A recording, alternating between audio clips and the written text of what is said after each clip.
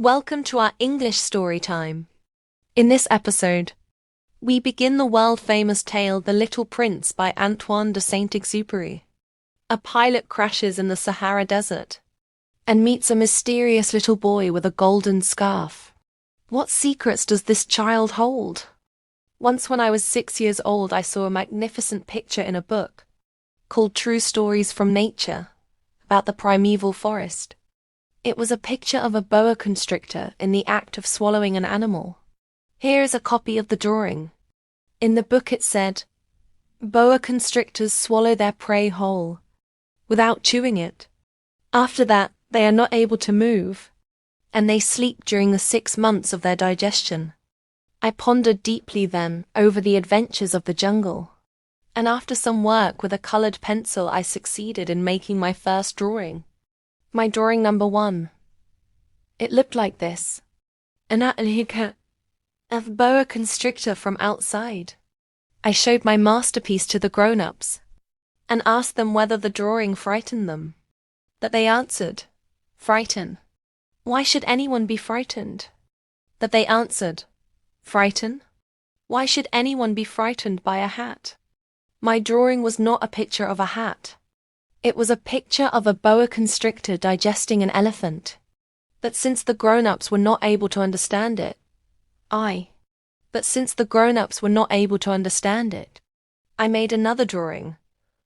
I drew the inside of the boa constrictor, so that the grown-ups could see it clearly. They always need to have things explained. My drawing number 2 looked like this. Of boa constrictor from inside.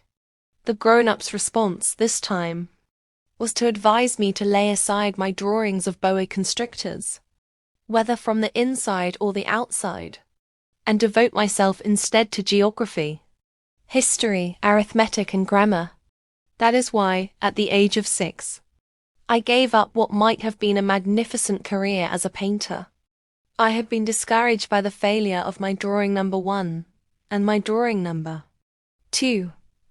Grown-ups never understand anything by themselves, and it is tiresome for children to be always and forever explaining things to them. So then I chose another profession and learned to pilot airplanes. I have flown a little over all parts of the world, and it is true that geography has been very useful to me. At a glance I can distinguish China from Arizona. If one gets lost in the night, such knowledge is valuable. In the course of this life I have had many encounters with a great many people who have been concerned with matters of consequence. I have lived a great deal among grown-ups. I have seen them intimately, close at hand, and that hasn't much improved my opinion of them. Whenever I met one of them who seemed to me at all clear-sighted, I tried the experiment of showing him my drawing number 1, which I have always kept. I would try to find out, if this was a person of true understanding. But whoever it was, he or she would always say, "That is a hat." Then I would never talk to that person about boa constrictors, or primeval forests, or stars. I would bring myself down to his level. I would talk to him about bridge and golf and politics and neckties. And the grown-up would be greatly pleased to have met such a sensible man. So I lived my life alone, without anyone that I could really talk to, until I had an accident with my plane in the desert of Sahara, 6 years ago. Something was broken in my engine, and as I had with me neither a mechanic nor any passengers, I set myself to attempt the difficult repairs all alone. It was a question of life or death. For me, I had scarcely enough drinking water to last a week. The first night, then I went to sleep on the sand, 1,000 miles from any human habitation. I was more isolated than a shipwrecked sailor. I was more isolated than a shipwrecked sailor on a raft in the middle of the ocean.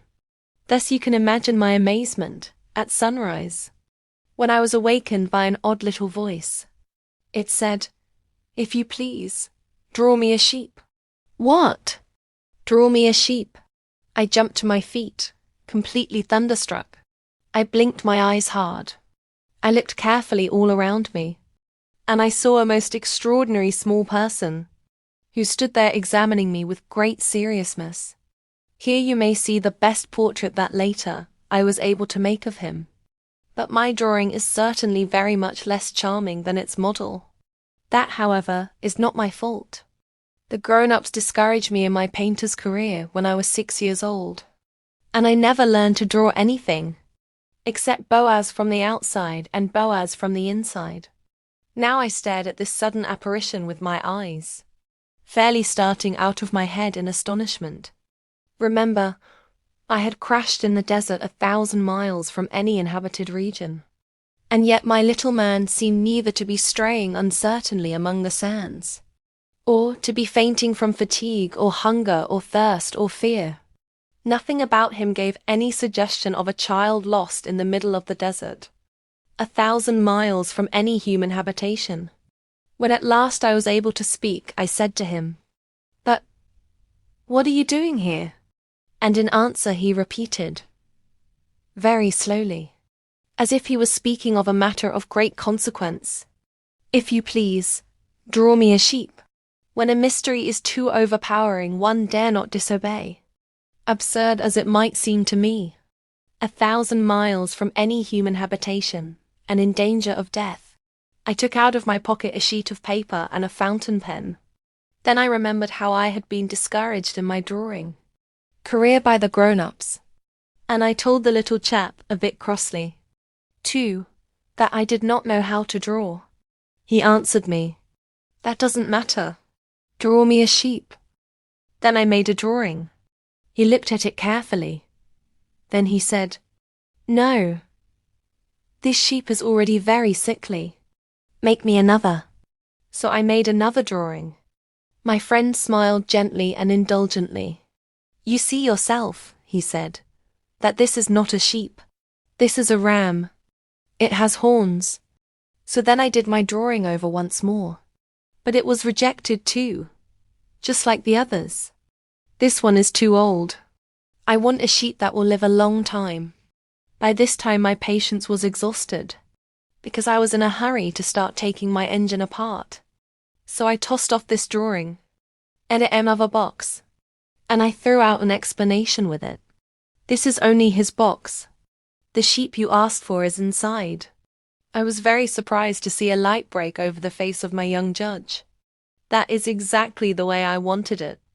Do you think that this sheep will have to have a great deal of grass?" "Why?" "Because where I live everything is very small. There will surely be enough. I have given you a very small sheep." He bent his head over the drawing. "Not so small that look. He has gone to sleep." And that is how I made the acquaintance of the little prince. It took me a long time to learn where he came from. The little prince, who asked me so many questions, ever seemed to hear the ones I asked him. It was from words dropped by chance that, little by little, everything was revealed to me.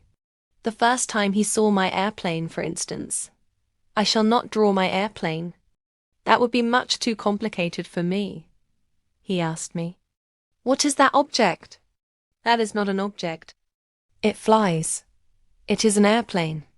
It is my airplane, and I was proud to have him learn that I could fly. He cried out then, "What? You dropped down from the sky?" "Yes," I answered modestly. "Oh, that is funny." And the little prince broke into a lovely peal of laughter, which irritated me very much. I like my misfortunes to be taken seriously. Then he added, "So you too come from the sky? Which is your planet?" At that moment I caught a gleam of light in the impenetrable mystery of his presence, and I demanded abruptly, "Do you come from another planet?" But he did not reply. He tossed his head gently, without taking his eyes from my plane. "It is true that you can't have come from very far." And he sank into a reverie which lasted a long time. Then, taking my sheep out of his pocket, he buried himself in the contemplation of his treasure. You could imagine how my curiosity was aroused by this half-confidence about the other planets. I made a great effort, therefore, to find out more on this subject. My little man, where do you come from? What is this, where I live, of which you speak? Where do you want to take your sheep? After a reflective silence he answered, The thing that is so good about the box you have given me is that at night you can use it as a house. That is so. And if you are good, I will give you a string too, so that you can tie him during the day, and a post to tie him to. But the little prince seemed shocked by this offer. Tie him? What a queer idea. But if you don't tie him, I said, he will wander off somewhere and get lost. My friend broke into another peal of laughter. But where do you think he would go? Anywhere. Straight ahead of him. Then the little prince said, earnestly, That doesn't matter. Where I live, everything is so small. And, with perhaps a hint of sadness, he added, Straight ahead of him, nobody can go very far. I had thus learned a second fact of great importance. This was that the planet the little prince came from was scarcely any larger than a house. But that did not really surprise me much. I knew very well that in addition to the great planets, such as the Earth, Jupiter, Mars, Venus, to which we have given names, there are also hundreds of others, some of which are so small that one has a hard time seeing them through the telescope.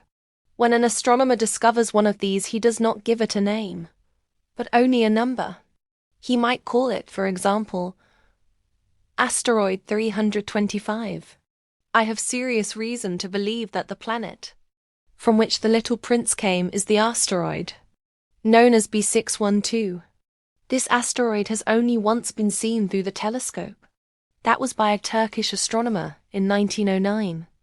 On making his discovery, the astronomer had presented it to the International Astronomical Congress in a great demonstration, but he was in Turkish costume, and so nobody would believe what he said.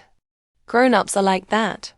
Fortunately, however, for the reputation of asteroid B612, a Turkish dictator made a law that his subjects, under pain of death, should change to European costume.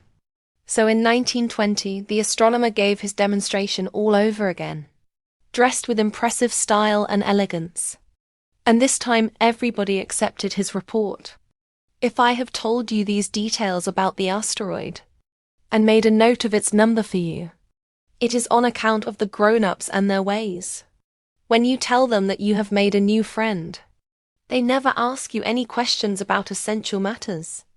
They never say to you, What does his voice sound like? What games does he love best? Does he collect butterflies? Instead, they demand, How old is he? How many brothers has he? How much does he weigh? How much money does his father make? Only from these figures do they think they have learned anything about him. If you were to say to the grown-ups, I saw a beautiful house made of rosy brick, with geraniums in the windows and doves on the roof, they would not be able to get any idea of that house at all. You would have to say to them, I saw a house that cost $20,000. What a pretty house that is. Then they would exclaim, Oh, just so.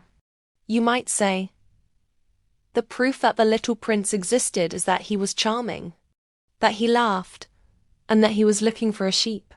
If anybody wants a sheep, that is a proof that he exists. And what good would it do to tell them that? Grown-ups never understand anything by themselves, and it is tiresome for children to be always and forever explaining things to them.